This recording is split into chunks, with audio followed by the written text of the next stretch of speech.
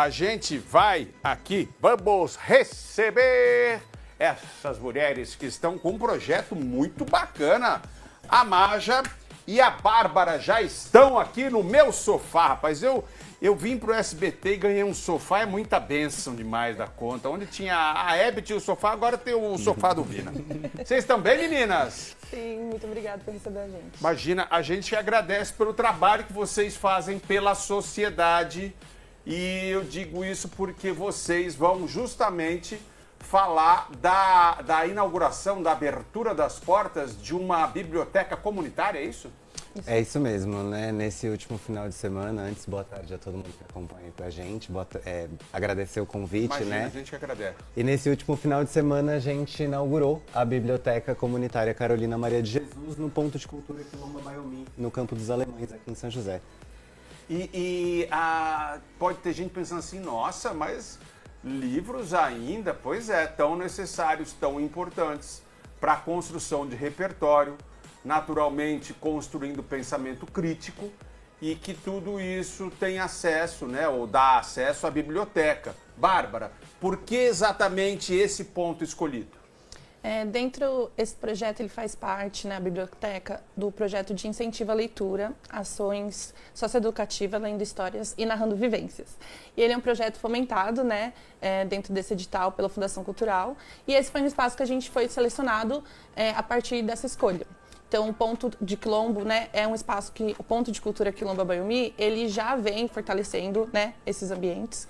E dentro das escolhas, a Maja, né, que é a criadora do projeto, foi um dos espaços que a gente selecionou para fazer parte. Acho que ela pode complementar também.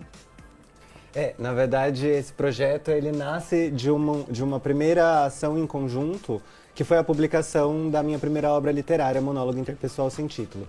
E aí pra gente não fazia sentido apenas publicar um livro. Sim. E só por isso mesmo, né? Então lá no ano passado, na publicação do livro, a gente já experimentou esse modelo de oficinas que a Bárbara comentou. E esse projeto que a gente teve esse ano foi especificamente para oficinas de escrita e de leitura. Só que como contrapartida social, entrega para o território, a gente entendeu que seria muito importante ter esse comprometimento de entregar uma biblioteca comunitária que fosse voltada para crianças, né? Para crianças terem esse estímulo à leitura também. E aí, nas oficinas, a Bárbara atuou muito na programação, né? E nas oficinas a gente mapeou inúmeros espaços de socioeducação na cidade que atendiam públicos de EJA, a educação de jovens e adultos, né? Adolescentes do ensino médio, crianças também nas bibliotecas comunitárias daqui de São José, públicos que acessam equipamentos de saúde mental, pessoas em situação de rua, pessoas em situação de vulnerabilidade ou privadas de liberdade. E a biblioteca era importante que a gente também entregasse para o território, porque existem bibliotecas em São José, tem a grande biblioteca Cassiano Ricardo, lá no centro, histórica, a prefeitura também tem outras bibliotecas espalhadas pelos bairros, mas muitas vezes as regiões mais periféricas não têm a mesma qualidade e quantidade de acesso a equipamentos culturais que outras regiões da cidade e outros públicos têm. Lá no Quilombo já existia uma biblioteca comunitária em outros momentos do projeto, estava desativada já há algum tempo por questões, né? O projeto passou por algumas modificações. E aí a gente fez esse contato com o Quilomba Baiomi, entendendo o nosso compromisso de entregar as oficinas de incentivo à leitura para tantos públicos na cidade, também ter esse equipamento cultural de incentivo à leitura num bairro periférico de São José. Maja, e como é que funciona para vocês arrecadarem esses livros e levarem esses livros para esse ponto? Como é que funciona a manutenção da biblioteca?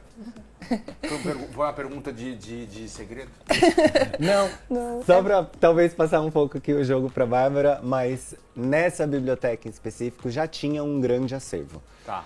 A gente fez um trabalho curatorial de organizar esse acervo que já existia em literatura infantil, literatura infanto-juvenil, literatura brasileira, Como é que é a atlas. recepção da comunidade?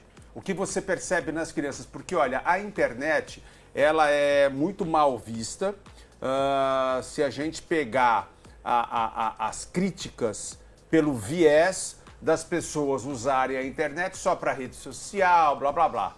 Por outro lado, através da internet é que se se estabeleceu uma situação em que nunca a humanidade teve acesso a tanta informação, nunca se leu tanto ou se soube tanto, exatamente por conta desse acervo que é criado todos os dias, a todo momento, por todo mundo contribuindo. Vai ter muita porcaria, mas vai ter muita coisa bacana. E essas crianças já nascem olhando para a internet, olhando para o celular. Como é que elas veem, como é que elas recebem os livros? Vinícius, isso é uma pergunta muito interessante, porque... Rapaz, eu ganhei a vida assim. Primeiro, foi lindo Foi muito legal. esse final de semana entregar esse equipamento para a criançada. Ver as crianças ocupando e já se fazendo parte daquele espaço mesmo como um espaço delas, essa curiosidade aguçada de caminhar pelos livros, falar, olha, tem uma coisa aqui. Até um dos meninos perguntou, tia, tem dicionário de japonês? Tem livro de japonês? Eu quero aprender japonês. Falei, aí a gente olhou, tinha vários idiomas de dicionário, não tinha japonês, falamos, vamos conseguir, vamos trazer um dicionário de japonês para cá.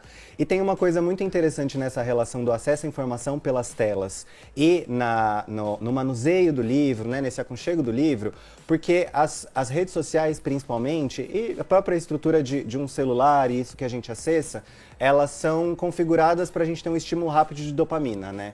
Então é sempre esse ciclo vicioso que ele vai e você tá sempre com essa informação muito mastigada, muito pronta e muito fora no externo. A gente não precisa raciocinar tanto, fazer tantas ligações. Um livro, em contrapartida, já é uma conexão muito introspectiva consigo mesmo e com seu próprio autoconhecimento, né?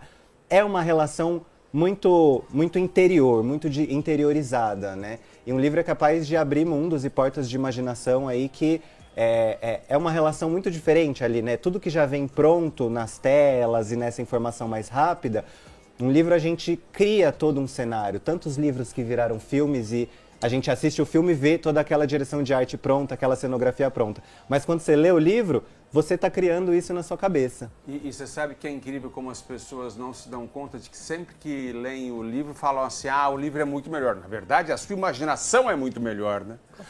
A gente está vendo uma foto aí de um momento de inauguração, de uma reunião dos responsáveis pelo projeto, porque parece que vem mais coisas por aí, né? Vocês não param nessa biblioteca comunitária, não é isso? Não, essa foto que apareceu aí foi uma oficina que a gente realizou dentro do CEJA, que foi muito legal. Dentro dessa oficina a gente faz a leitura, né, desse livro, que é o Monólogo Interpessoal Sem Título, e a partir daí o público vai interagindo, vai vendo quais foram as percepções dentro das poesias, e a partir daí a gente cria junto. Então é legal que tem um exercício que cada um vai escrevendo uma frase e no final a gente abre e lê e todo mundo ficou muito feliz, tendo essa percepção, tipo, nossa, eu também posso ser poeta também, né? Eu também posso fazer poesia.